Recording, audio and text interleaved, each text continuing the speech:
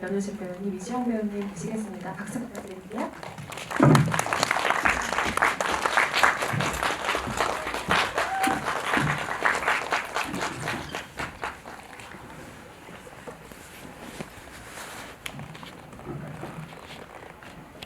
지금 등장하는 자리에 제가 카메라 세팅 예사롭지 않게 얘기를 몇 번 들었는데 실제로 보니까 굉장히 반갑네요.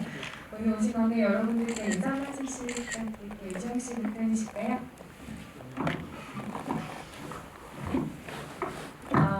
안녕하세요. 저는 이주영입니다. 저희 영화 이렇게 보러 와주시고 마이크 나오는 거 맞나요? 네. 저희 영화 이렇게 보러 와주시고 이렇게 자리 가득 메워주셔서 너무 감사드리고 이 주말 저녁에 저희 영화 같이 또 함께 대화 나누면서 재밌는 추억 만들었으면 좋겠어요. 감사합니다.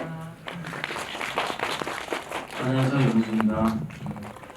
오늘 저는 이제 무대 인사 이렇게 돌고 마지막 이렇게 행사로서 잠시를 롯데 월드타워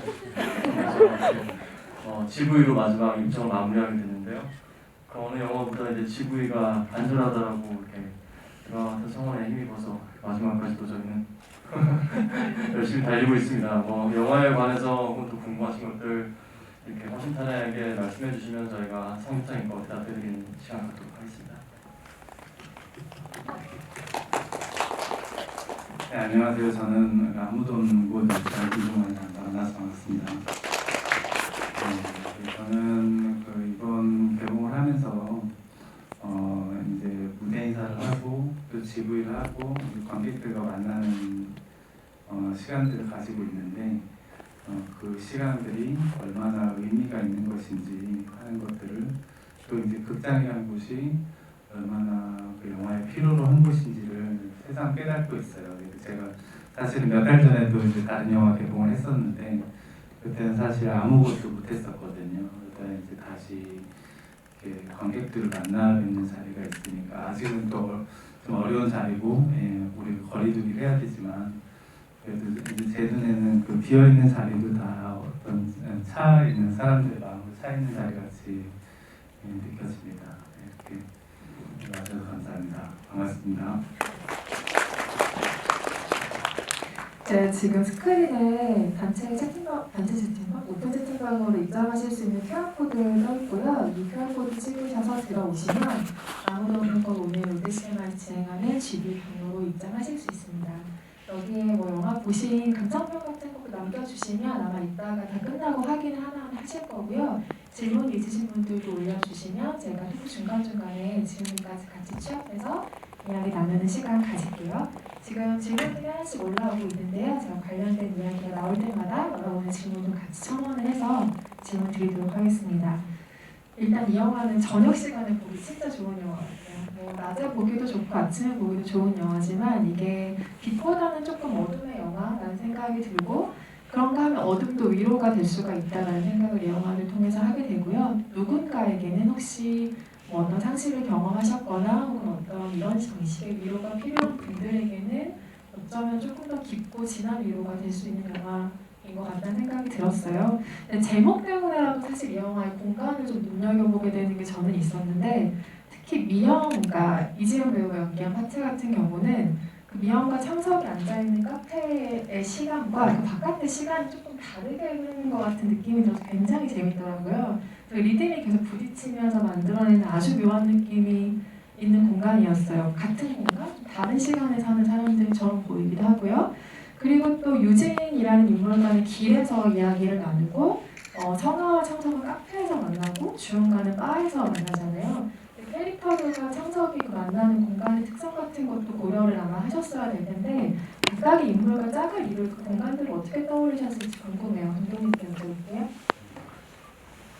네, 저는 이 영화에서도 이제 제가 전작에서도 그렇지만은 특히 이제 최악의 하루라는 영화에서 어쨌든 공간의 느낌이 되게 중요했는데 이 영화에서도 그 공간의 느낌이 중요했고 저희가 이 영화를 처음에 만들 때 제가 저희 촬영 감독님한테 이야기를 할 때 이제 빛과 그림자의 이야기가 있다면 우리는 그림자 안에서 이야기를 만들어 보자 이렇게 말을 했어요. 그리고 영화 전체에 어쨌든 저는 이 영화가 되게 이렇게 동전의 양면 같았으면 좋겠다라는 생각을 했어요. 그래서 뭔가 죽음이 있고 삶이 있고 그 중간 어디에 있고 낮과 밤이 교차하는 어떤 시간이 있고 그리고 꿈과 현실이 있고 기억과 그런 식으로 어떤 그 가느다란 선 위에 놓여 있어서 그 양쪽에 대한 것들을 같이 좀 생각을 할 수 있는 그런 것들을 고민을 했었고 그래서 이제 첫 번째 에피소드에 나오는 그 공간은 실제로 이제 그 저희 영화에는 이제 주은이랑 나오는 바를 제외하고는 그 바는 좀 세팅된 공간이고 그 외에는 거의 실제하는 공간이 이렇게 외형을 크게 바꾸지 않고 찍었습니다. 그래서 저는 그 시티커피라는 공간이 주는 느낌이 좋았어요. 바깥으로는 지하보도로 해서 사람들이 바쁘게 지나가는 그 흐름이 있고 안에는 실제로 이렇게 나이 드신 분들이 편하게 쉬고 있는 공간이거든요. 그래서 저는 그 공간의 어떤 느낌에서 이 이야기를 하면 좋겠다라는 그런 아이디어를 얻었고 그래서 이제 그런 식으로 안과 밖의 속도를 이용해가지고 이야기를 해볼 수 있지 않을까. 유진 에피소드도 마찬가지. 유진 에피소드도 그 고궁이라는 것도 서울 안에는 이제 오래된 궁이 많잖아요. 근데 궁이라는 게 그 담 밖의 풍경과 또 담 안의 그런 어떤 시간의 느낌이 또 좀 다른 부분들이 있고 그런 식으로 우리 영화에 나오는 공중전화부스도 그렇죠. 그래서 실제로 있는 공간의 어떤 느낌들이 뭔가 좀 사실은 있는데 그 공간이 마치 뭔가 비일상적인 것 같은 어떤 느낌의 틈이 있는 공간들을 영화 안에서 좀 담아보고 싶었습니다. 말씀하시는 중간에 경계라는 테마 이야기 잠깐 해주셨는데 경계라는 게 사실 굉장히 매력적인 테마인데 영화로 표현하려고 생각하면 되게 막막해지는 테마 중에 하나거든요. 말씀하신 것처럼 이 영화는 삶과 죽음의 경계에 있는 영화이기도 하고 기억과 환상에 대해 경계에 있는 영화이기도 하고 임종건 감독의 최근 영화가 그렇듯이 현실과 판타지를 아주 느슨하게 묶어놓은 그 경계에 있는 영화이기도 하죠. 조심스럽게 얘기해보자면 그 경계에 있는 어떤 것들을 가장 자유롭게 넘나드는 창작 활동을 하는 사람이 임종건 감독이 아닌가라는 생각이 들어요. 이렇게 다음 작품에 대한 부담을 한번 이렇게 다 얹어드릴게요. 그 여느 생각을 보면서는 연기라는 게 액션과 리액션으로 크게 나눌 수 있다면 이 배우의 리액션이 이렇게 아름다운 것이었구나를 굉장히 여실하게 느끼게 됐어요. 부끄러워하고 계시네요. 듣는 사람의 표정을 계속 참석이 하고 있잖아요. 그래서 어떤 표정은 실제로 눈앞에 있는 이 배우를 대하는 창석이 아닌 연우진의 표정이겠구나 하는 것들을 이제 감지하면서 보게 됐는데 그러면서도 아주 이야기에 기민한 반응들을 창석이 보여주잖아요. 듣는 사람의 표정이지만 들으면서 어떤 생각들을 하고 있는지를 아주 천천히 따라갈 수 있게 연기해 주셨는데 저는 그 장면들을 보면서 배우랑 카메라 사이에 어느 정도의 약속이 있었던 현장인지 궁금했어요. 왜냐하면 계속 듣는 장면을 찍어야 되기 때문에 나름의 카메라의 변주 같은 것들이 필요하잖아요. 그래서 이 장면에서는 뭐 조금 더 카메라를 예를 들면 의식을 해달라던가 아니면 배우가 연기하는 것을 카메라가 그대로 따라가겠다는 약속이 있었다거나 뭐 이런 것들이 궁금했거든요. 어떠셨어요?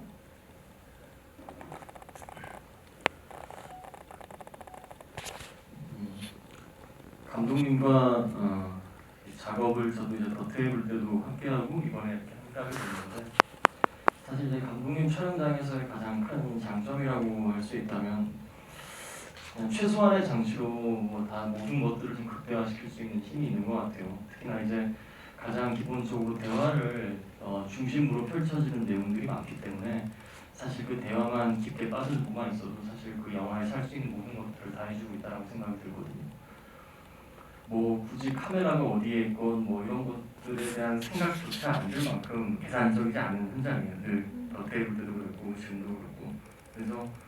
그래서 저도 이제 촬영 뭐 다른 작품들도 이렇게 무수히라면 무수히겠지만 해보면서 감독님과의 작업은 항상 늘 좀 새로운 것 같아요. 새로운 것들을 좀 깨닫고 이 현장 자체는 상당히 좀 뭔가 감독님만이 표현하시는 영화적 화법이 좀 되게 독특하고 새롭다라는 생각을 많이 하는데 이번에도 사실 그런 것들을 더 많이 느꼈던 것 같아요. 제가 어느 작품보다도 배우들의 눈을 이렇게 많이 쳐다봤던 것 같고 배우들의 감정을 많이 읽으려고 그 어느 때보다도 순수하게 상대 배우의 눈을 보면서 상대 배우의 입을 보면서 얘기를 많이 들었던 것 같아요. 그래서 뭐 사실 그 하나 어느 하나 계산적인 게 없었던 것 같아요. 그냥 그 현장을 마음을 많이 비우고 그 순수한 마음 그대로 그냥 놓여있던 게 그걸 그냥 감독님이 계산 없이 또 잘 담아주신 것 같아요. 어떤 사람을 만났을 때 얘기를 아주 자연스럽게 풀어놓게 되는 사람이 있잖아요. 아마도 영화 속에 창석이 그런 사람이었을 거라 생각이 드는데 연이라는 단어 쓰시는 분께서 비슷한 질문을 주셨어요. 창석이 만난 사람들은 자신의 이야기를 모두 털어놓는데 창석에게 어떤 힘이 있었다고 생각하시나요? 라는 질문 주셨네요. 사실 이거는 창석의 힘이라고 생각을 안 합니다. 이게 영화의 어떤 전반적인 또 주제일 수도 있는데 그 누구에게나 이렇게 있을 수 있는 아무나의 존재가 그 누구한테는 꼭 필요한 사람일 것이다라는 생각이에요. 그러니까 사실 그 인물이 놓여 있는 것 자체에 대한 그 포커스가 아니라 그 인물이 지금 그 얘기를 할 수밖에 없는 그 심정에 오히려 더 조금 관객분들께서도 생각을 해주셨으면 좋겠고 굳이 어떤 사람들은 이걸 왜 창석이한테 굳이 이렇게 이제 연설을 다 하느냐라고 말씀을 하시는 분들도 있는데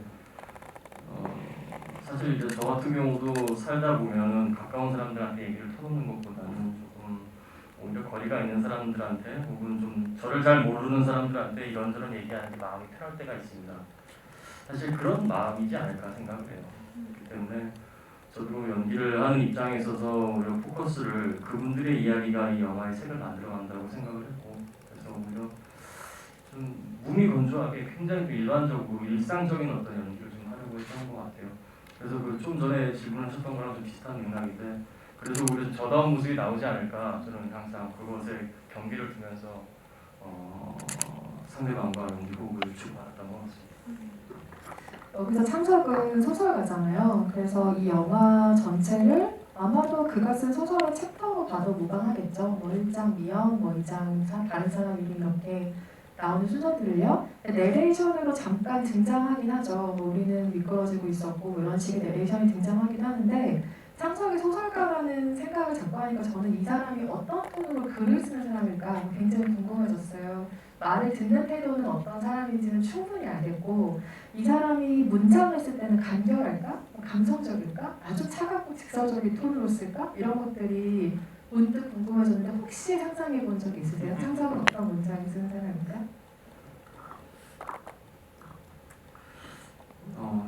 사실 뭐 그렇게까지 생각을 해보진 않았습니다. 근데 지금 질문을 해주시니까 드는 생각은 오히려 만약에 창석이 이렇게 지금 모든 경험들을 하고 나서의 앞으로 쓰는 글들은 조금 더 그 전보다는 뭔가 더 진솔하고 뭔가 또 조금 더 이렇게 꾸며내지 않은 어떤 정말 솔직함을 담는 작가가 되지 않을까라는 생각은 하고 있습니다. 저도 그렇게 생각하고 싶어요. 왜냐면 이 사람이 겪었던 일들이 이 사람에게 알게 모르게 아주 많은 영향을 며칠간 줬을 거라고 생각하거든요. 그래서 어떤 글을 썼던 사람인지는 우리가 모르지만 이 이후에 쓰는 글들은 이전과는 좀 확실히 다른 무언가의 톤이 될 거라는 짐작을 할 수가 있겠죠. 연우진 배우와 이주영 배우 두 분에게 드리고 싶은 질문인데요. 창석은 뭔가를 상실한 이후에 약간의 패배감이라고 할까? 무력감이라고 할까? 이런 것에 좀 잔잔하게 젖어있는 상태인 것 같고 이주영 배우가 연기한 인물 기억은 잃었지만 호기심 같은 게 굉장해서 그게 오히려 삶의 동력인 사람처럼 보이는 지점이 있었거든요. 각각의 인물에게 좀 가장 중요한 정서가 뭐라고 생각하시는지 궁금해요.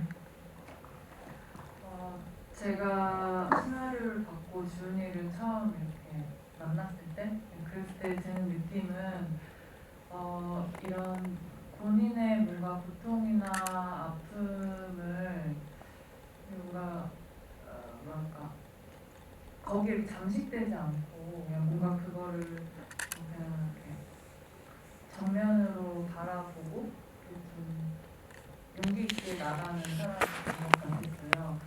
뭐 예를 들면 이제 상처가 있잖아요. 사고로 인해서 그걸 이렇게 타투로 그냥 덮고 이렇게 새 삶을 시작하는 것처럼 그렇게 저는 느껴졌고 또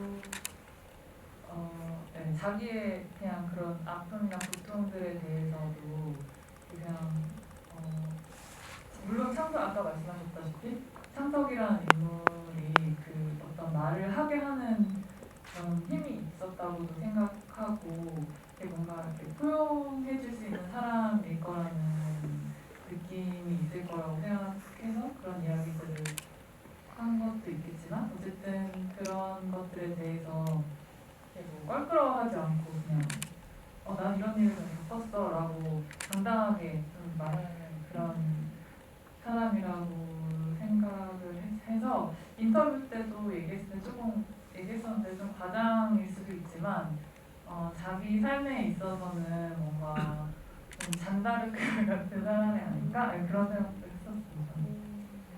상처 입었지만 용감하게 나아가는 잔다르크의 모습 상상하셨군요. 기억은 없지만 나는 없기 때문에 또 다른 사람들의 기억을 들으면서 채울 거야 이렇게 하는 그런 괜찮은 사람이라고 생각했습니다. 잔다르크라는 표현이 굉장히 멋있네요. 창석은 어떤 감정이 가장 중요한 사람이라고 보셨어요? 지금 잔다르크 앞으로 나왔는데 잔다르크가 같은 거 이제 그것도 좀 어려운 질문인데 사실 저도 이제 본질을 얘기하고 싶어요. 사람의 감정 속에는 이제 가슴 속에 수많은 감정들이 있고 지금 어떤 것이 그게 지금 드러나 있느냐의 어떤 표면적인 싸움인 것 같은데 창석이 물론 그 상실을 겪고 또 일종의 패배감을 좀 겪은 인물일 수도 있겠지만은 그 이면에도 분명히 창석이 갖고 있는 또 다른 또 희망과 즐거움도 분명히 있을 거예요. 있는데 저는 이제 일단 얘기하고 싶은 게 창작자로서 포커스를 맞추고 싶어요. 저 같은 경우도 이제 감독님도 그렇지만은 다 그렇겠지만 사실 창작을 하는 입장으로서 지금 느꼈을 때 저 같은 경우도 그렇고 창석도 그렇고 이 상실이라는 게 어떻게 쓸 수 있는지가 사실 중요한 포인트가 될 때가 있거든요. 마냥 기쁨에서 사실 저도 나오는 것의 창작은 오히려 좀 한계가 있다고 봐요. 가슴을 더 후렵하고 내 안에 어떤 것들을 더 이렇게 끄집어내면서 많은 것들을 비울 때 조금 더 좀 획기적이고 더 창의적인 어떤 모습들이 나오기 마련인데 창석은 그 지금 창작의 한계에 부딪혀 있기 때문에 자기 슬픔을 더 크게 볼 수밖에 없는 입장인 것 같아요.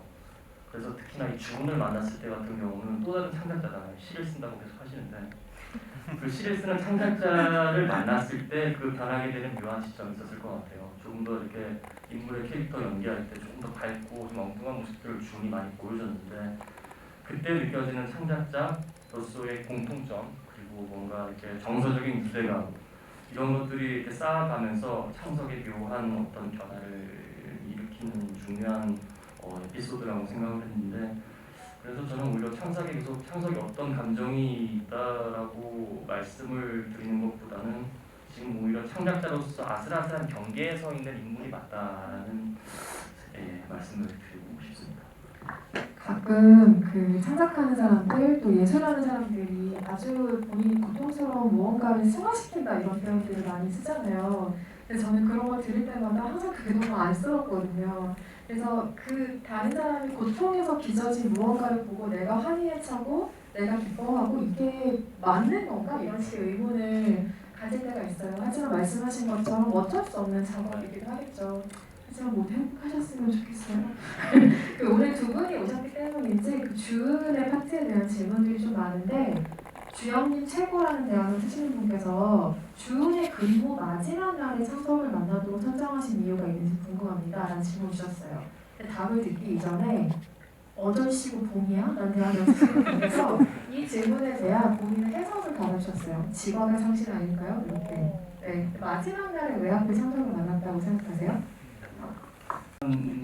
그게 그 둘이 어느 순간에 서로 공통점을 발견하고 어떤 교감을 하는 그 구성이고 저는 이 전체 에피소드 구성이 되게 중요했어요. 왜냐하면 창석이라는 사람이 그 어떻게 내면이 변화하는지 예, 그리고 전체적인 얘기에서는 제가 생각하기에는 창석이라는 사람이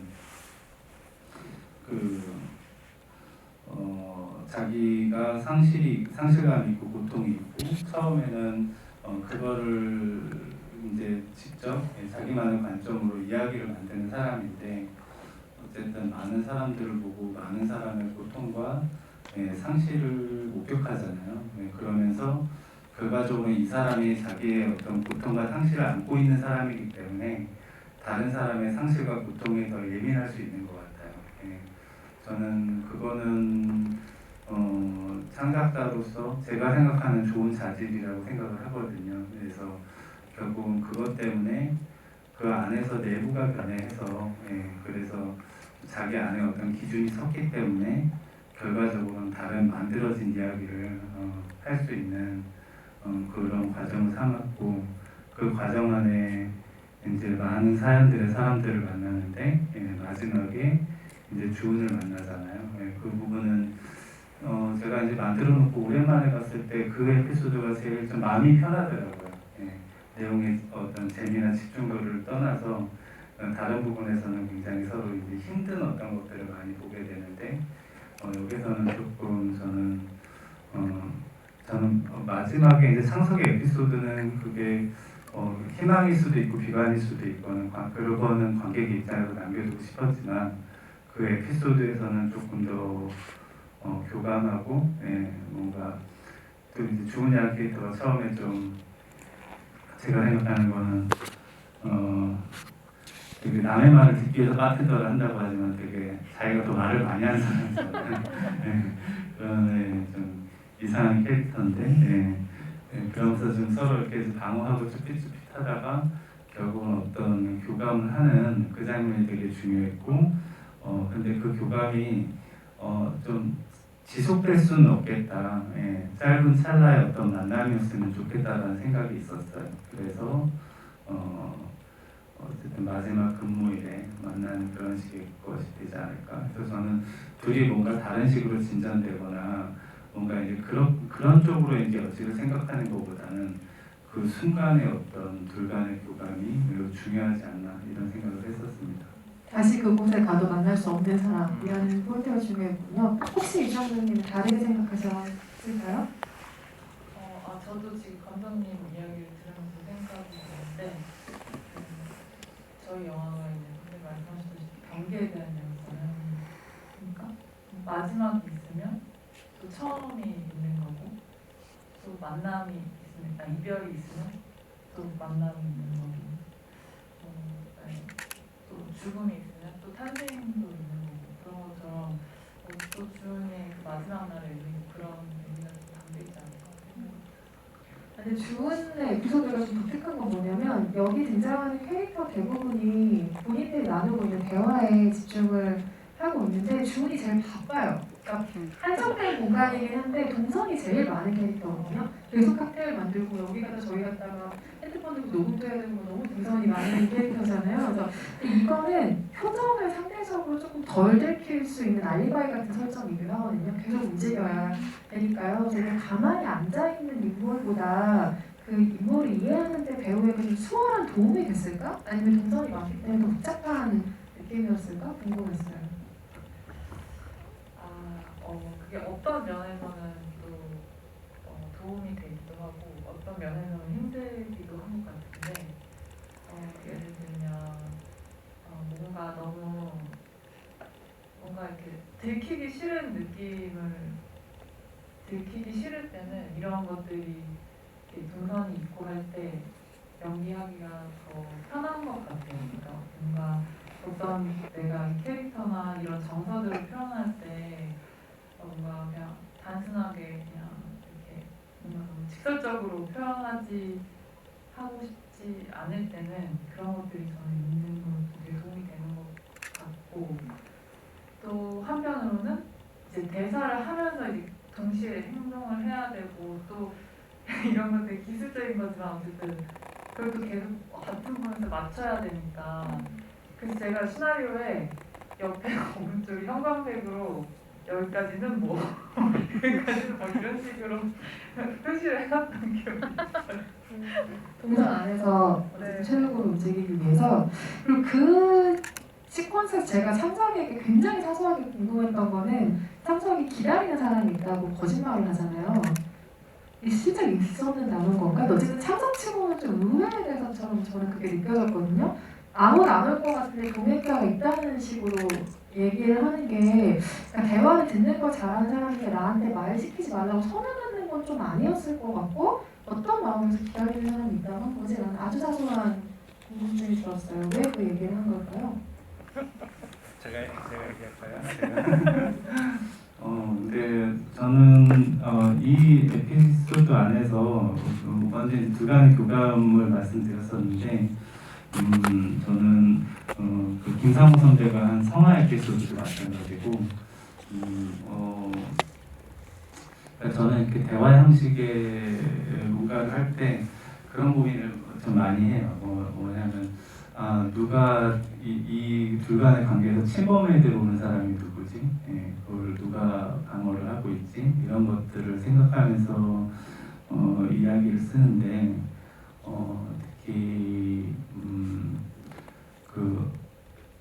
그 성화 에피소드하고 그 다음에 주은 에피소드는 조금 이렇게 침범에 들어오는 게 있잖아요. 예, 그러면서 거기에서 그 창석이 처음에는 경계하는 면이 있고, 그게 이제 우리가 모두가 가지고 있는 어떤 그 습관과 경계인 것 같아요. 그래서 말씀하신 대로 어느 면에서는 제가 생각하기에 기다린 사람이 있다고 얘기하는 거는 좀 그런 방어적인 수단이나 자기를 그냥 방어하기 위한, 나 혼자 온 거 아니에요, 뭐 이런 거에 그냥 사소한 거짓말일 수도 있다. 예.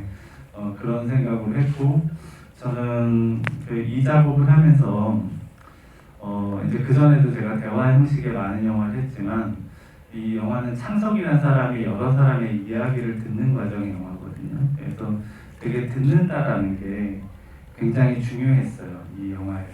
그래서 듣는다라는 과정이 결국은 창석이, 그러니까 저도 창작자로서 이 이야기를 누군가가 들어주는 사람이 있기 때문에 창작을 할 수 있는 거고, 또 제가 좋은 창작을 하기 위해서는 세상의 귀를 열고 들어야 되는데, 이제 그런 부분에서 우리가 쉽지 않잖아요. 항상 어떤 경계가 생기잖아요. 누군가가 나한테 지금 과하게 침범해 들어오는 게 아닌지, 이런 것들에 대한 많은 스스로의 방어 수단들이 있고, 그런 부분들이 있는데, 그 경계를 넘어서서 결국은 그 사람에 대해서 이해하게 되고, 뭔가를 바라보는 과정에 대한 이야기를 하는 게 제가 이 영화에서 좀 다루고 싶어 하는 것 중에 되게 중요한 포인트였어요. 그래서 이제 그런 부분에서 그 침범에 들어오는 것을 어떻게 반응하느냐, 일단 고민을 했다고 말씀드리고 싶습니다. 그런 차원이라면 창석은 끝까지 철벽을 치는 사람은 못 되네요. 처음엔 그렇게 쳐놓고 나중에 굉장히 많은 이야기를 하고 돌아가잖아요. 근데 그 시퀀스에서도 재밌었던 것들은 이 두 사람의 대화가 약간은 방어적인 상황에서 나오는 것이 때문일 수 있겠지만, 다른 에피소드에서 얘기하는 대사보다 조금 더 날카롭고 핑퐁 같다고 해야 될까요? 딱딱딱 서로 받아치는 게 있는데 지어낸 것이 더 솔직할 때도 많아요 라는 얘기를 하잖아요. 근데 사실은 연기라는 것의 본질은 이게 실제로 있는 무언가는 아니지만 이걸 진실로 믿게 하는 가장 궁극의 세련된 잘된 거짓말이라는 생각을 종종 하곤 하는데, 물론 캐릭터와 상황을 대하는 그때 배우들 마음은 진심이겠지만 지어낸 것이 연기라고 설정을 한다면 평소에 자신보다 두 배우들은 연기를 할 때 좀 더 솔직해지는 편인지 궁금해요.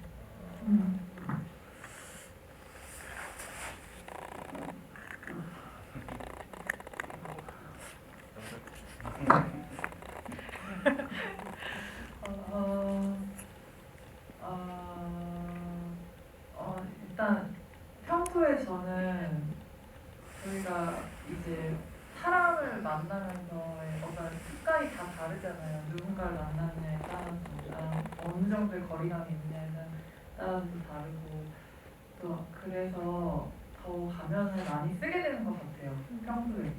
그래서 그때 이제 뭔가 하지 못하는 것들을 저는 연기할 때 해소가 많이 되는 편이더라고요.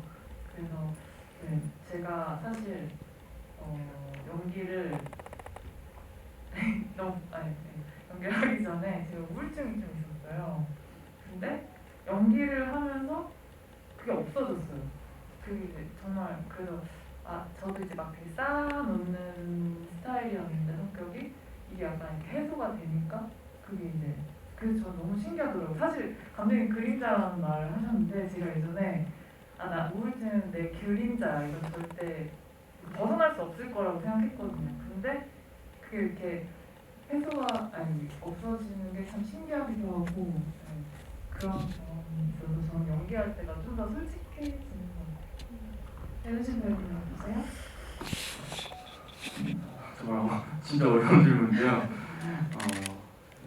저 같은 경우 이제 예전에는 이제 연기를 하면서 연기를 하는 과정 자체가 나를 찾아가는 과정이다 막 이렇게 생각했던 때도 있었어요. 근데 사실 이제 연기에 대한 생각과 가치관들은 늘 바뀌는 것 같아요. 끊임없이 바뀌고 고민하고 좀 그것에 대한 어떤 고뇌도들 하고는 하는데 또 최근에 들어서는 연기를 하면서 정말 내 자신을 모르겠더라고요. 예전에는 내 자신이 좀 더 솔직할 수도 있었는데 지금은 정말 내 자신이라는 사람이 어떤 사람인지 잘 모르겠고 근데 늘 그런 이제 치열한 과정 속에서 정답은 뭔지 모르겠지만 늘 싸우고 있는 것 같아요. 근데 저뿐만이 아니라 더 훌륭하신 선배님들이나 후배님들도 이런 생각들을 하겠죠. 근데 그런 그 정답 없는 정답 속에서 늘 일단 고민하고 있다는 자체가 중요하고 그것이 이제 그렇게 고민하는 것 자체가 저는 개인적으로 연기를 할 때 책임감이라고 저는 생각을 하거든요. 그래서 오히려 뭐 내 자신에 대한 어떤 것들에 그런 궁금증을 늘 던지면서 그냥 그 순간순간을 저는 그냥 책임감 있게 그냥 정답일지언정 그냥 최선을 다해보자 이런 마음이에요. 그런 마음 속에서 늘 연기를 준비하고 있고 근데 약간 좀 저도 생각을 해보자면 우리 이주영 배우님이 말씀하신 거랑 좀 비슷한 부분이 있는데 저도 사실 제 자신을 드러내는 것에는 익숙치는 않은 사람인 것 같아요. 그래서 오히려 연기를 할 때가 조금 더 편안하고 그 속에서 있는 시간들이 오히려 연기를 한 연기자의 모습 말고 제 삶을 더 풍족하게 만드는 것 같아요. 그게 무슨 말이냐면 연기와 어쨌든 제 삶을 좀 구분을 하려고 하는 것 같아요. 그래서 제 자신의 어떤 평상시의 모습들이 되게 좋고 건강해야지 그게 저는 연기에 잘 담겨지더라고요. 그리고 연기자를 통해서 늘 하는 그 순간들이 또 제 삶을 더 윤택하게 만들고 그래서 항상 저 같은 경우는 기준이 그 삶과 연기를 굉장히 균형 있게 만들려고는 노력을 하는 것 같아요. 사실 그래서 오히려 연기를 예전에는 진짜 막 열심히 해야지 메소드 연기 나도 한번 해봐야겠어 하면서 연기가 모든 인생의 전부인 것처럼 했는데 좀 어떻게 들릴지 모르겠지만 지금은 오히려 좀 더 구분을 하려고 하고 있어요. 연기를 오히려 좀 일적으로 생각하는 것 자체가 제 자신한테도 조금 더 솔직해지는 부분인 것 같아요. 좀 마음이 편한 것 같아요. 그래서 요즘은 처음에는 약간 이상한 사 같은 면이 있어요.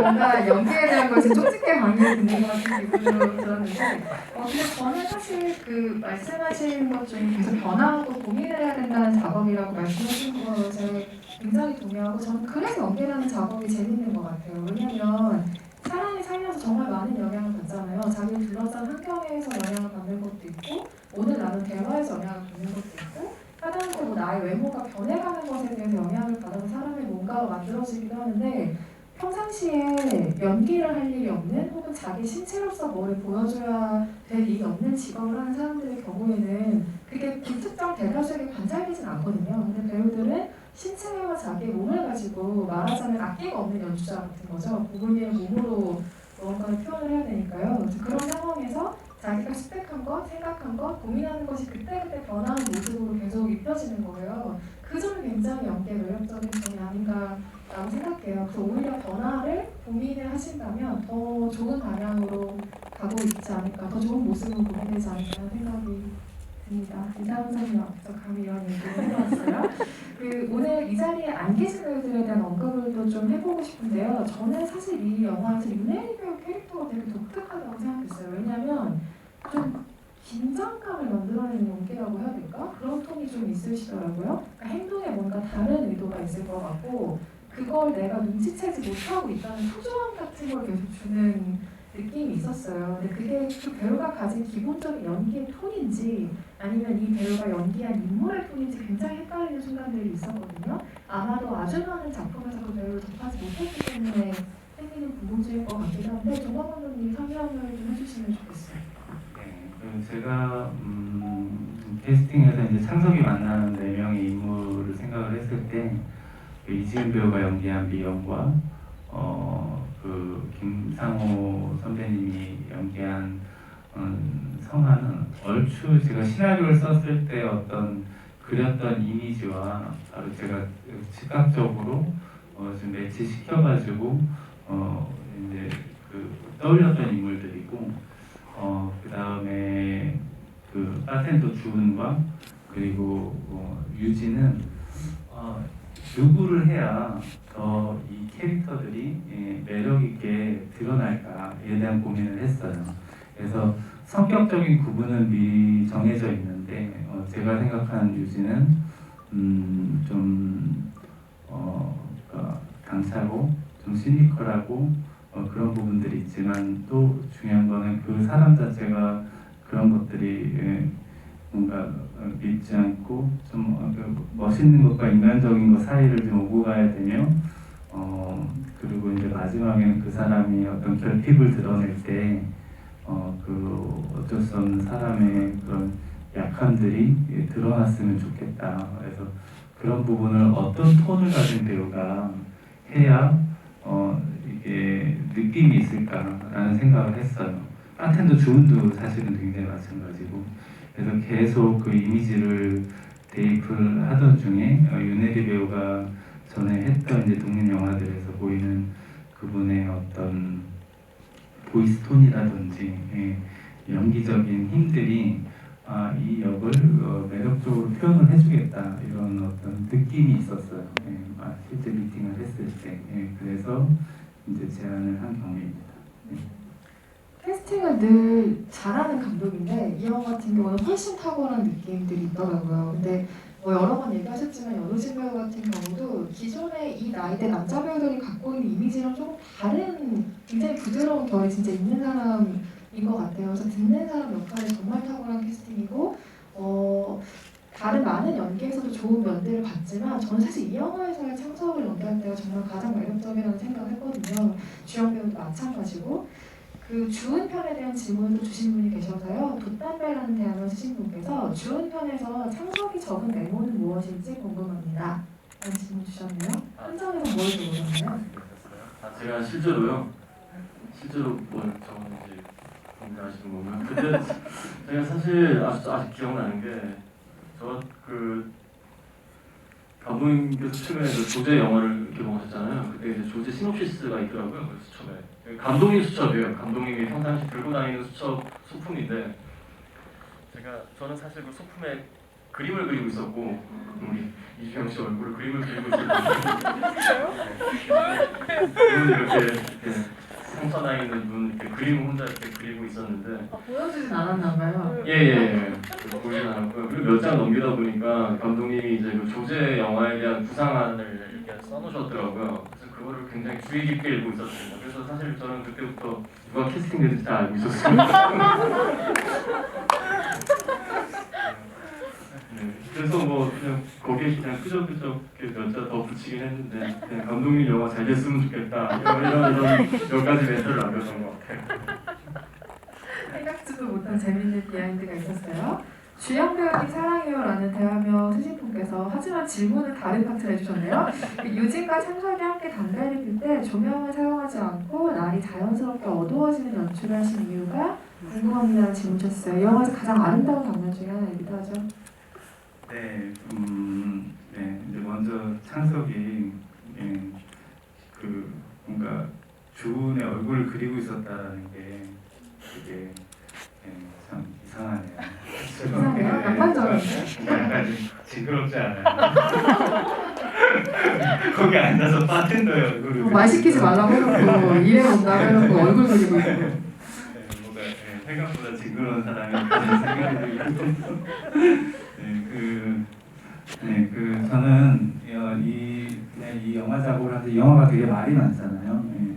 근데 저는 말이 많지만 그 말을 하는 사람이 어떤 것도 중요하지만 그 말을 듣는 것이 또 되게 중요하고 이 영화는 영화적인 언어로 이 영화를 한번 찍어보고 싶었어요. 그래서 어쨌든 이게 저예산으로 찍기는 했지만 그래서 밀도 있게 모든 장면들을 담아내기에 조금 힘든 부분들이 있지만 그래도 극장이란 공간에서 온전하게 좀 체험할 수 있는 종류의 영화를 찍고 싶다. 그리고 저 스스로 좀 그런 부분에서 독하게 제가 좀 이루고자 싶은 것들을 사실은 언제 또 기회가 있을까? 나중에 내가 이런저런 작업을 할 때도 많은 것들에서 좀 더 보편적인 것들 안에서 좀 더 많은 사람들의 사랑을 받을 수 있는 것들 안에서 이야기를 만들어야 창작자로서 오래 살 수 있을 텐데 그 전에 뭔가 더 좀 제 안에 있는 것들로 깊게 의미 있는 편지를 이렇게 아주 개인적인 편지를 보내는 마음으로 영화를 찍자라는 생각을 했고 이제 그 안에는 그 말씀드린 그런 영화적인 언어들, 그 사운드도 사실은 중요했어요. 극장 안에서 우리가 시각적으로 보긴 하지만 우리는 굉장히 이렇게 어두운 구석이 많잖아요. 그리고 이제 빛이 소멸하는 어떤 순간에 대한 것들이나 이런 부분들을 이제 집중해서 찍었는데 거기에 어떤 소리의 중요함도 있었고 그 장면을 찍을 때는 저는 둘이 어떤 이야기를 할 때 그것들이 처음에는 어떤 형상들이 보이다가 어느 순간에 이렇게 형상들이 사라지고 담뱃불들만 보이고 그렇게 어둠으로 점점 물들어가는 그 과정을 그 극장이라는 공간에서 관객들이 보면 좀 어둠이 편안하다고 느낄 수 있지 않을까라는 생각을 했어요. 그리고 그러니까 그거는 제가 이 영화에서 좀 말하고자 하는 것과 지금 같은 내용이거든요. 그래서 그런 어둠이나 그림자나 이런 것들이 편할 수 있고 우리가 좀 지켜보기 어려운 게 아니라 가만히 이렇게 지켜볼 수 있고 그러면 그 안에서 뭔가 다른 의미들을 계속 연장해서 관객들이 생각할 수 있지 않을까 그런 생각으로 만든 장면입니다. 실제로 영화 찍을 때 좀 힘들었어요. 우리 배우들이 그러니까 얼마나 제가 그 영화적인 욕심을 내고 사실 그 책임은 배우들이 져야 되는 거니까 그래서 딱 하루에 한 번밖에 못 찍고 실제로 그래서 그 안에 되게 비하인드도 많고 그렇습니다. 이건 배우 얘기도 들어봐야 됩니다. 실제로 촬영하셨을 때 사운드 기억나는 게 있으십니까? 일단은 이제 말씀하셨다시피 좀 극도의 긴장 속에서 촬영을 했던 것 같은데 특히나 하루에 뭐 한 번, 두 번밖에 쓸 수 없는, 사용할 수 없는 그런 또 시간이어서 굉장히 집중하고 열심히 했는데 사실 그 집중한 만큼 윤혜리 배우님께서 너무너무 정말 잘해주셨어요. 그래서 사실 제가 이 에피소드 말고도 다른 에피소드에서도 상대 배우의 힘을 많이 빌렸지만은 그 윤혜리 배우님이 너무 이렇게 집중 있게 잘해주셨고 덕분에 저도 이제 몰입이 잘 솔직히 됐었던 것 같아요.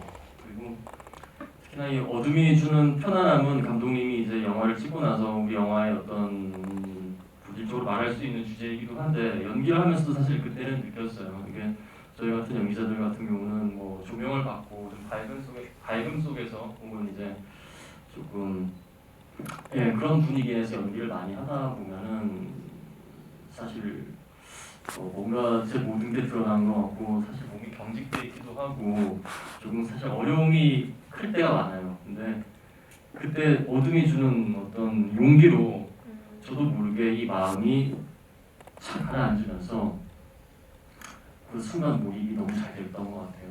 저는 그 테이크 몇 번 이렇게 갔던 것 같은데 사실 연기적으로는 저도 윤혜리 배우 다 이렇게 같이 했던 연기적으로는 저는 굉장히 만족스러웠고요. 특히나 이제 어둠이 장식될 때 그 유난히 밝아 보이던 그 담배 꽁초에 담배의 그 빛이 너무너무 강하게 보이는 거예요. 그러다 보니까 뭔가 더 선명해지고 그리고 또 그 어둠 속에서 또 때마침 서울에 불빛들이 하나씩 켜지기 시작하면서 이 어둠 속에서 오히려 더 빛을 잘 볼 수 있구나 이런 마음 같은 걸 갖게 되면서 순간적인 몰입이 확 됐던 것 같아요. 그래서 참 저도 신기한 경험이었고 평상시 잘 하지 못했던 어떤 연기의 촬영이어서 감독님께 참 감사하다는 말을 전하고 싶고 근데 감독님 항상 그래요. 최근에도 제가 영화 한번 얘기 때문에 또 작업실도 한번 다녀오고 했는데 늘 그런 방법과 어떤 자기가 하고자 하는 얘기들을 되게 다양하게 또 감독님만의 스타일로 많이 더 앞으로도 표현을 하시려고 또 준비 중이신 것 같더라고요. 그런 창작의 어떤 태도를 보면서 저 또한 좀 많이 깨우치고 저도 새롭고 또 이 재능을 탐닉하고 싶기도 한데 그런 과정들을 어쨌든 배우에게 잘 이끌어주는 것 같아서 사실은 같은 창작자로서의 입장으로 항상 이렇게 좀 많이 본받고 싶고 많이 따라가고 싶죠. 좋은 영감을 주는 그 직업적인 동료를 만나는 것도 이 일을 하는 굉장히 큰 기대와 기쁨이실 텐데 그런 점에서 이 세 분이 작업이 아주 좋은 작품이 됐을 것 같다는 생각이 들고요. 아무1이라는 대학만 쓰시는 분께서 창석의 공중전화 씬들에 대한 질문 주셨는데 공중전화를 볼 때가 있고 그 직접 들어가서 전화를 걸 때가 있잖아요. 그 두 번 모두 꿈속 이야기일까요? 라는 질문 주셨어요. 어떻게 답을 해주시겠어요? 저는 여러 층위로 이제 해석될 수 있으면 좋겠다라는 걸 전체적인 구성을 했지만 공중전화 씨는 제가 어쨌든 이 영화 안에서 되게 중요한 모티브였던 것 같아요. 그 공중전화라는 공간도 실제 지금도 있지만은 용도를 거의 잃어가는 공간이고 저는 이 영화를 만들 때 그 약간 자취에 대한 생각을 많이 했어요. 그래서 우리가 어떤 빈집에 가면 빈 자취라는 게 있잖아요. 이제 그런 거는 누군가가 있었던 자리를 생각하게끔 하는, 그러니까 누군가가 있는 걸 보여주면서 그 사람을 생각하게 하는 게 아니라 그 사람이 있었던 어떤 자리를 보면서 그 사람을 생각하게 하는 것. 그래서 저는 제목도 그래서 저 아무도 없는 곳이 의미가 있지 않을까라는 생각을 했거든요. 아무도 없지 않은 곳이면 거기에 누군가가 있었을 거를 결국 가늠하게나 하고 생각하게 하는 것. 이런 부분들이 되게 중요하고 공중전화 부스도 그런 느낌에서 어떤 경계에 서 있는 또 창세계에 그런 경계에 서 있는 공간이고 아마 그 두 번째 것이 꿈이 맞겠죠. 통화를 하는 그 부분은 이제 확실하게 꿈이고 그 다음번에 이제 흐름에 대한 것들은 저는 이게 취미를 가지고 좀 해석할 수 있게 되기를 좀 바라고 있습니다. 안 그래도 그 제목 소개하실 게 있으세요? 약간 저도 그 부분에 대해서 덧붙여 말씀드리고 싶은 게 있는데 창석 같은 경우는 계속 이제 누구의 얘기를 이렇게 들어주고 마음속에 이렇게 어떤 또 상태인지는 잘 몰랐던 부분이 있었는데 계속 공중전화를 서성이다가 이걸 이제 그분들의 이야기를 딱 듣고 나도 이제 누군가에게 어떤 얘기를 꺼낼 때 그 아무도 없는 그 공중전화 아무도 찾지 않는 그 공중전화 박스에 창석이 딱 들어갔을 때 사실은 여기 계신 분들에게 얘기를 한다라는 마음으로 연기를 했던 것 같아요. 그 순간. 그래서 감독님이 이제 꿈이라고는 말씀을 하셨지만은 계속 제가 누군가의 얘기를 들어줬던 그 마음 자체를 갖고 저 또한 위로를 받고 싶고 그걸 관객들에게 던지는 마음으로 연기를 했던 것 같아요. 그 관객들한테 제가 저만의 위로를 받고 싶은 마음을 관객들이 받고 관객들에게 던지고 관객들은 그저 그 얘기 자체가 창석의 꿈이었으면 좋겠다라고 바라고 있는 마음을 느끼면은 그거로면 그 씬이 잘 표현되지 않을까라는 생각을 했던 것 같습니다. 그렇습니다. 그렇다고 답을 하고 싶어요. 아무도 없는 곳이라는 제목을 보시다 보면은 감독님이 얘기하신 것처럼 역설적으로 다른 풍경이 떠오르거든요. 그러니까 아무것도 없는 텅빈함의 풍경들이 몇 번인가 이 영화에서 몽타주로 계속 등장을 하는데 희한하게 그걸 보면 이전에 그곳을 가득 채웠던 시간들, 사람들, 이야기 같은 것들을 계속해서 떠올리게 돼요. 그래서 아무도 없는 곳이라는 제목이 굉장히 역설적인 느낌으로 다가오고 이제는 사라지고 있는 것, 예전엔 눈에 보였지만 지금은 보이지 않는 것들을 생각하게 한다는 점은 굉장히 굉장히 묘한 제목이기도 하죠. 그리고 이 영화와 또 느슨한 연결점을 갖는 그 이재용 배우가 마찬가지로 출연했던 페르소나 밤을 걷다라는 작품에는 우리는 여기에 있는데 아무도 기억하지 못해 다 사라지고 밤뿐이네 안녕이라는 아주 직접적인 대사가 등장하기도 하죠. 텅 빈 거리의 풍경들을 바라보는 카메라 또한 이 영화에서 아주 중요한 캐릭터를 담당하고 있다는 생각이 듭니다. 영화에 아주 여러 가지 테마가 있지만 그 중에서 그 경계에 있는 것들을 생각해 보면 뭐 나이듦에 대한 것, 죽음에 대한 것, 상실에 대한 것 이런 굵직한 테마로 연결이 되는 지점이 있는데요. 영화에서 어떤 테마를 좀 지속해서 생각하다 보면 이게 개인이 평소에 생각하는 것에도 영향을 미치게 되기도 하죠. 그래서 두 배우분들은 혹시 뭐 나이듦, 상실, 뭐 죽음 이런 것들에 대해서 이 영화를 찍기 이전과 이후가 좀 달라진 생각들이 있는지 궁금하네요. 이지영 배우님 답변해 주실까요?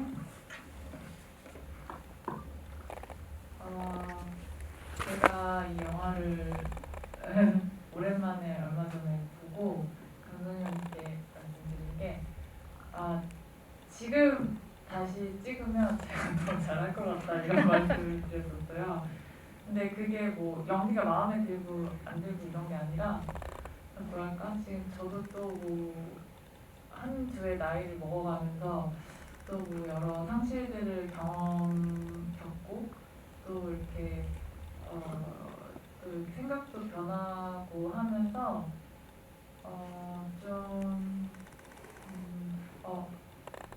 요즘에 그런 생각들을 했었거든요. 이제는 좀 상실에 대한 내가 이야기를 하면 할 수 있을 것 같다. 이제는 그럴 수 있는 나이가 된 것 같다는 생각도 했었고 또 아까 기자님이 말씀하신 것 중에 그런 말씀을 하셨잖아요. 배우들은 그 고통을 승화를 시켜야 되기 때문에 마음이 안타깝다는 생각을 하셨는데 또 저는 반대로 그런 생각도 해요. 이렇게 고통스러운 일이 많고 상실이 많은 사람이 살면서 그렇잖아요. 근데 내가 만약에 연기를 안 했으면 어쩔 뻔했을까. 이걸 내가 그 승화시킬 무언가가 없었으면 어떻게 할 뻔했을까. 한편으로는 저는 연기를 한다는 게 참 다행이고 감사하기도 하고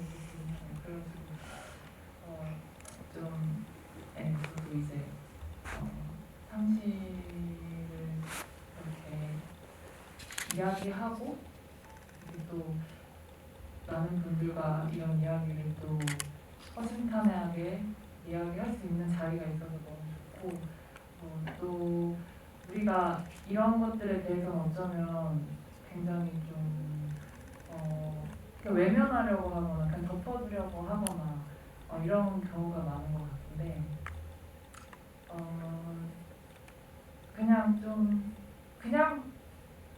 그냥 말할 수 있었으면 좋겠어요. 그냥 뭐 어때요? 그냥 주문이처럼 그럴 수 있었으면 좋겠어서 저도 좀 많이 변한. 이 답변을 듣고 계시던 이주영 배우님 뒤집어진다는 대한민국님께서 역시 대배우 이주영 저희 마음에 부지는 강화 상수법이라는 마음에 불을 지르는 강화 상수법이시래요. 그런 사람들을 남겨주셨어요. 이주영 배우님은 어떠세요? 정말 이렇게 저도 비슷한 마음가짐이에요. 사실 이게 뭐 저뿐만이 아니라 여기 계신 모든 분들도 지금의 어떤 이 시기가 굉장히 좀 답답하고 힘드신 부분들이 있고 사실은 그게 또 더 크게 좀 작용하는 부분이 있을 거라고 생각을 해요. 특히나 저는 이 영화를 완성본을 최근에 봤습니다. 언론 시사를 하기 전에 일주일 전에 봤는데 그래서 이렇게 코로나 1년을 겪고 나서 봤기 때문에 그래서 그랬는지 몰라도 아마 오늘 여기 계신 분들도 조금 이 영화를 보고 나서 느꼈던 조금의 우울함이라든가 그런 또 상실감 이런 것들을 저 또한 그 영화를 느껴봤기 때문에 더 크게 느꼈어요. 영화를 촬영은 2019년 좀 전에 했지만은 지금의 어떤 시대를 같이 겪고 나서 보니까 이 영화가 주는 어떤 깊이감이 좀 다르게 느껴지면서 사실 좀 무겁게 느껴지면서 또 우울함이 더 깊은 건 사실인데 글쎄요, 인간의 어떤 태생적인 우울함은 어쩔 수 없는 것 같아요. 그거를 그냥 온전히 드러내고 그냥 그거를 바라보는 것 자체로도 저는 굉장히 큰 의미라고 생각을 하거든요. 저는 이 영화가 보고 싶은 영화라기보다는 언젠가 나중에 또 몇 년이 지나서 딱 봤을 때도 그냥 그 순간을 잠깐 멈추게 하는 힘이 있는 것 같아요. 우리 영화가. 감독님의 어떤 그 창작 스타일이기도 한 것 같은데 어쨌든 우리가 그 길을 가고 있고 그 순간을 멈추게 하는 그 시간과 공간을 들여다보게끔 하는 그 감독님의 힘이 있는 것 같아요. 주의 힘이. 그래서 영화를 보고 잠시나마 이렇게 우리가 서서 그냥 길거리에 쓰던 아니든 뭐 잠시나마 이렇게 하고 있던 길들을 멈추고 그냥 그 영화적 의미를 생각하면서 잠시나마 내 속의 우울감을 들여보는 것조차도 굉장히 저는 큰 용기라고 생각을 하고 의미가 있다고 생각을 하거든요. 저는 우리 영화가 그런 영화라고 생각을 합니다. 제가 얼마 전에 유튜브에서 약간 행복에 대한 이야기를 하시는 분 봤는데 그분 근데 너무 좋은 말을 해주신 게 행복이 그냥 기쁨이나 이런 거를 이렇게 따라가는 게 아니라 우울한 걸 즐길 수 있어야 그게 행복이라고 그분이 말씀하셔서 갑자기 아니 제가 얘기를 들을 때 지금 이쪽 방향을 보고 있잖아요. 근데 감독님도 배우분들 너무 그윽하고 사랑스러워 보고 계셔서 지금 그쪽으로 보면 저도 그렇죠. 지금 눈이 계속 그런 식으로 오가고 있는데 시간 관계로 마지막 질문 헤딩방에서 하나 드릴 수 있을 것 같은데요. 김치복만세 연우진 최고라는 대화를 쓰시는 분께서 영화 중반부에 돛담배에 전시된 걸 보는 장면이 잠깐 나오잖아요. 그 마지막 장면에서 어린아이가 다시 가지고 노는 장난감으로 돛담배가 나온 이유는 무엇인가요? 질문 주셨네요. 네. 그러니까 이 의미들을 제가 다 정확히 짚어서 이제 말씀드리는 것보다 이 영화에 저는 이제 계속 이 영화를 왜 만들었는지에 대한 이야기를 말씀드리는 게 그 의미를 좀 잘 전달드릴 수 있는 것 같아요. 그래서 저는 저 스스로가 그분이 창작자로 살면서 아까 어쨌든 그 본인이 힘들었고 이런 부분들 내가 배우가 아니었으면 어떻게 해서 버틸 수 있을까라고 말씀드렸는데 저도 되게 많은 비관을 좀 안고 사는 사람이에요. 그런데 이 창작자로 사는 거는 어느 면에서는 그 고통을 잘 들여다봐야 저 스스로의 고통을 굉장히 잘 들여다봐야 되는 순간인 것 같아요. 그래서 어떻게 보면 중간에 성아에게서 청산가리를 훔치잖아요. 그 훔치는 것 자체가 이 사람의 죽음을 모면하게 해주는 걸 수도 있지만 저는 그게 어떤 면에서는 창석이란 사람이 또 죽음을 안고 있는 거라는 생각이 들거든요.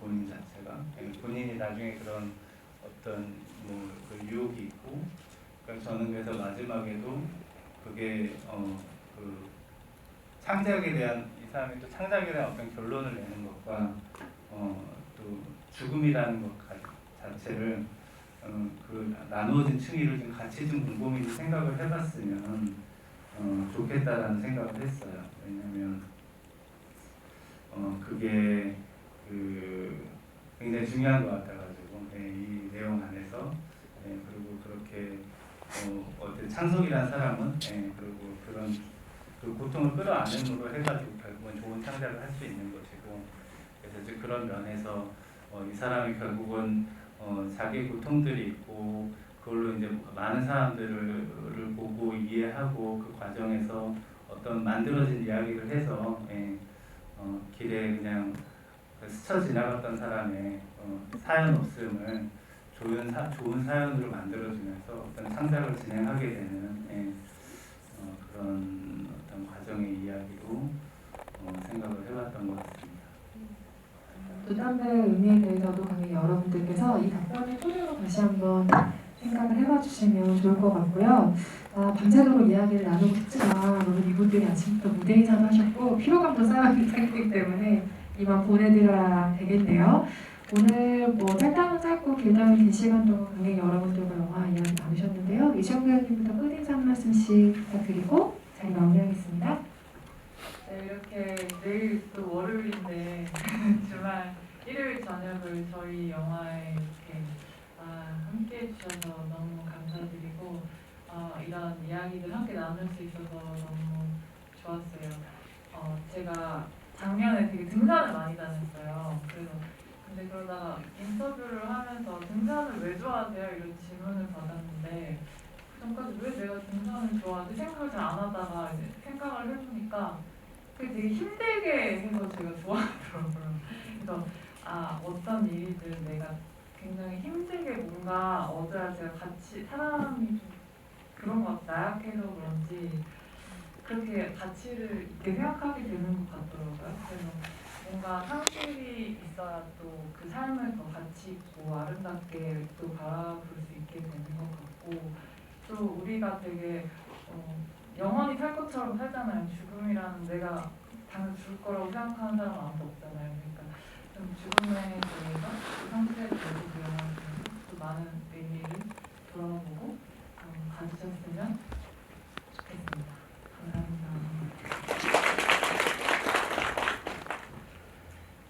네, 앞에서 뭐 줄곧 뭐 상실, 뭐 창작 이런 얘기는 뭐 수십 번 했으니까 저는 좀 다른 얘기를 하면서 마무리할게요. 결국 감독님께서는 어떤 주제를 대화를 통해서 풀어왔듯이 저도 좀 오랜만에 얘기를 좀 많이 하니까 물론 몸은 좀 피곤하긴 하지만 굉장히 좀 정신적으로도 힐링되는 느낌이 들거든요. 계속 지난 1년 동안 입 닫고 살다가 사람들한테 이런저런 얘기도 하고 좀 두서없이 얘기도 하면서 좀 생각해보니까 참 기쁘네요. 이렇게 얘기를 할 수 있다는 자체가. 그래서 여러분들 이렇게 마스크 쓰고 이렇게 답답하시겠지만 또 돌아가셔서 각자의 인생에 또 이야기를 할 상대를 찾아서 그분들과 또 각자의 인생의 이야기를 또 잘 풀어나가시길 바라겠습니다. 오늘 이렇게 자리 빛내주셔서 너무 감사드립니다. 저희 뭐 점점 이렇게 하루하루 지루하면서 이렇게 심화 버전처럼 네, 점점 이제 뭐 여러 가지 이야기들을 또 이제 같은 이야기를 우리가 하기 싫으니까 계속 어떤 생각들을 하고 고민들을 하고 하면서 여러 가지 이야기가 나오는 것 같아요. 그리고 저는 뭐 이야기를 만들었을 때 처음에 어떤 이제 비관에 대해서도 설명을 드렸지만 그래서 저는 어떤 창작을 할 때 그게 그 사람들한테 사랑을 받고 싶다라는 것보다는 어쨌든 말씀드린 제가 생각하는 좋은 창작이라는 것에 받는 게 먼저인 것 같아요. 이제 그런 부분들이 결국은 꾸준히 하다 보면 진짜 소통을 할 수 있는 그런 사람들이 있지 않을까 그런 의미에서 그런 창작에 대한 어떤 많은 고민들이 이 영화를 만들게 했는데 그리고 이 영화를 찍고 마무리하면서 사실은 그거 자체가 좀 뭔가 더 고립감이 있고 외로워지는 작업이라는 생각이 드는데 근데 이 작업들을 하면서 우리 배우들이 또 동료들이랑 같이 이런저런 행사들을 하고 진행을 하면서 그걸 또 넘어서서 뭔가 이렇게 평생을 아는 좋은 친구가 생긴 것 같은 기분이 들어서 그게 너무 감사하고 또 그렇게 또 좋은 관계가 되는 영화 관객들이 우리가 좀 만날 수 있는 그런 게 되면 좋겠다라는 생각 바람을 가져봅니다. 오늘 이렇게 늦은 시간까지 와주셔서 감사합니다. 감사합니다.